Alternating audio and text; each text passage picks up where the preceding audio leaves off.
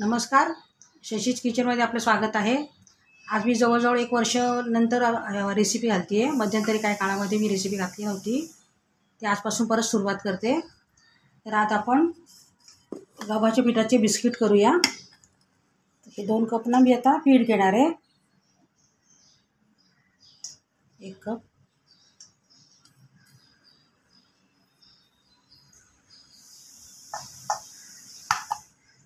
हे 2 cup. 2 cup गव्हाचं पीठ घेतलं.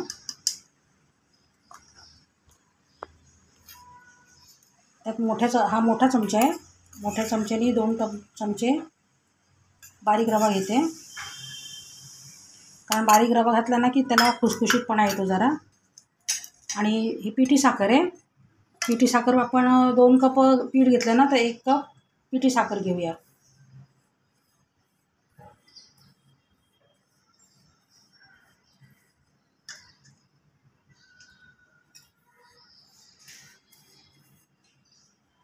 एक कप पिठी साखर घेतली आहे.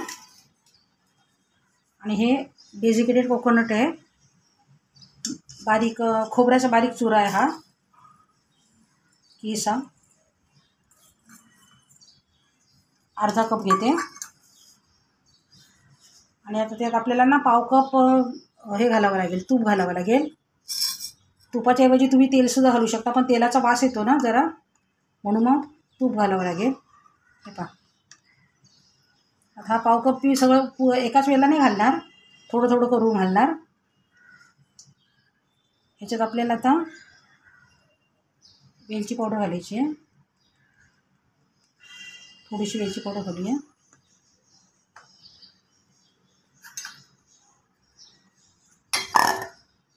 दोन चमचे तीळ घालते. तिळाच्या ऐवजी तुम्ही खसखससुद्धा घालू शकता.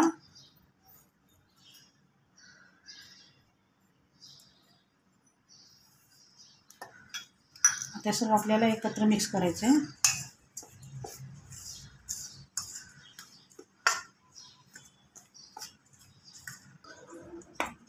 आता मी थोडं थोडं करून तूप घालणार.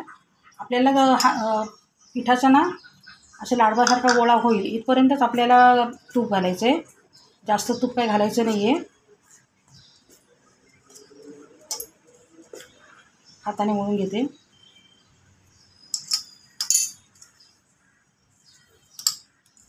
हे बिस्किट ना अगदी खायला खुसखुशीत लागतात. लहान मोठ्यांना सगळ्यांनाच आवडतात. जसं आपण सगळं पिठाला चांगलं चोळून घेऊया. तूप एकजीव व्हायला पाहिजे. अजून थोडं तूप लागेल त्याला.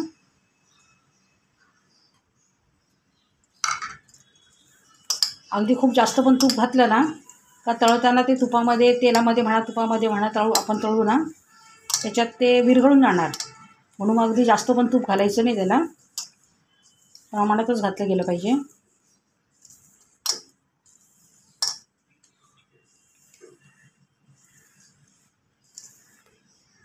असा लाडू बांधता आला पाहिजे. असं फोडला किंवा फुटतो तो लाडू. तो बांधला ना आपण का तो तसाच्या तसा असा राहिला पाहिजे. इतपत तूप घालायचं आपण त्याला.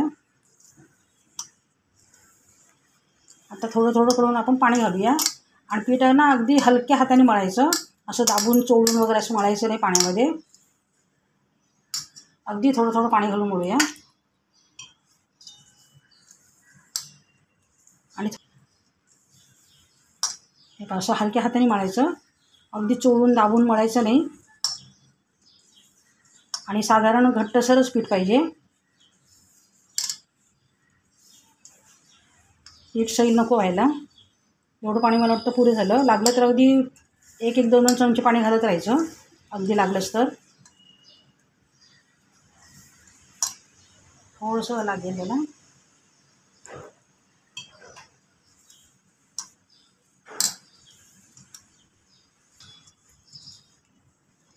हे आपलं पीठ आता मळून झालं आहे. छान मळलं गेलं पीठ. आपल्याला हवं तसंच आहे. आता हे पीठ आपल्याला ना 5-7 मिनटं किंवा 10 मिनटं झाकून ठेवून द्यायचं. कारण आपण त्यात थोडासा रवा घातला आहे. तो रवा किंचित फुलला पाहिजे ना. 5 मिनटं ठेवलं तरी पुरे झालं. मी 5 मिनटाकरता आता झाकून ठेवते पीठ हे.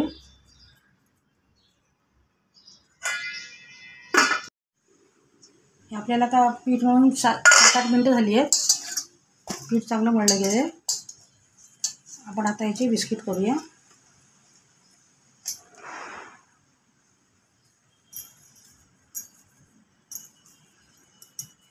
तुम्हाला हव्या त्या आकारामध्ये तुम्ही त्याचे बिस्किट करू शकता.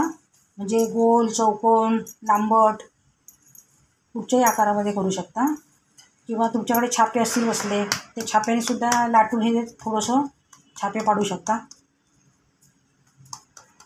इथे मी तेल पण ठेवले तळायला, तर तुम्हाला हवं तर तुम्ही तुपातसुद्धा तळू शकता. हे माझं शेंगदाणा तेल आहे. शेंगदाणा तेलामध्ये तळले की छान लागतात.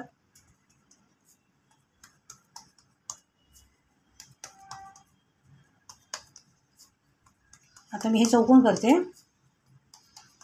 शेप त्याला असं चाकूने.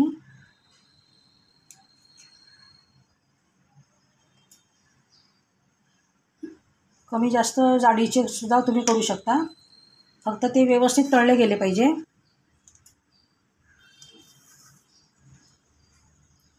आणि थोडेसे त्याला आपण तूप जास्त घातलेलं असतं ना मळताना आता, त्याच्यामुळे थोडेसे त्याला तळे पण जाऊ शकतात असे.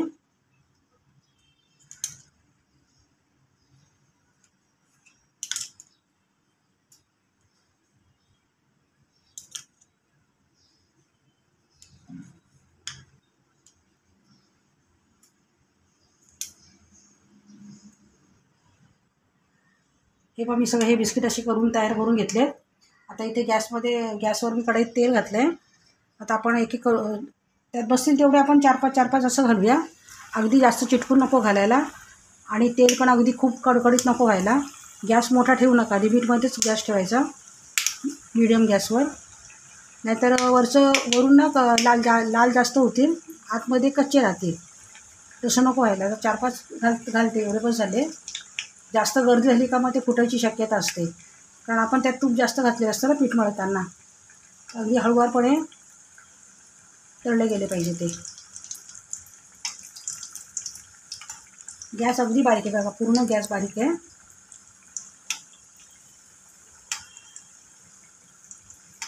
खरपूस चांगले लाल तळायचे, म्हणजे ते खुसखुशीत होतात.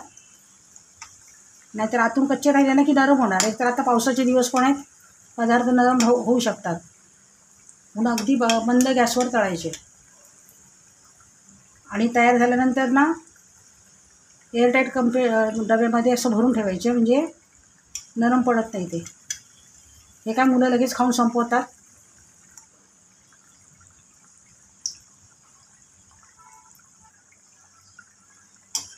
हे पापडे मस्त लाल तळून झालेत, अगदी खुसखुशीत झालेत. काढून घेऊया आता.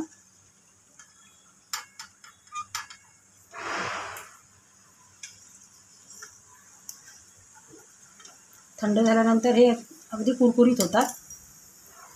आता गरम आहे ना आणि साखर आहे त्याच्यामध्ये, त्याच्यामुळे थोडेसे मऊ राहतात ते. पण थंड झाले ना 1-2 तासांनी खूप खुसखुशीत होतात अगदी. आता हे दुसरे घालते. याप्रमाणे मी आता सगळे तळून घेते.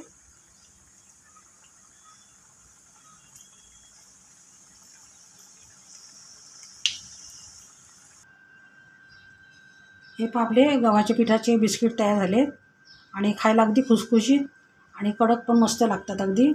आणि तळताना काही वेळेला ना एखाद दुसरं तुटतं. हे बघा माझे पण 1-2 तुटले, तर काय हरकत ते तुटले, त्यात असं तुटू शकतात, कारण आपण तूप जास्त घातलेलं असतं ना त्याच्यामध्ये. हे पहा असे खुसखुशीत मस्त होतात. चुरा केला की त्याचा चुरा पण होतो. असं तुम्ही करून बघा. रेसिपी तुम्हाला आवडेल नक्की. आणि माझी रेसिपी जर आवडली असेल तर माझ्या रेसिपीला लाईक, शेअर आणि सबस्क्राईब करा. थँक्यू.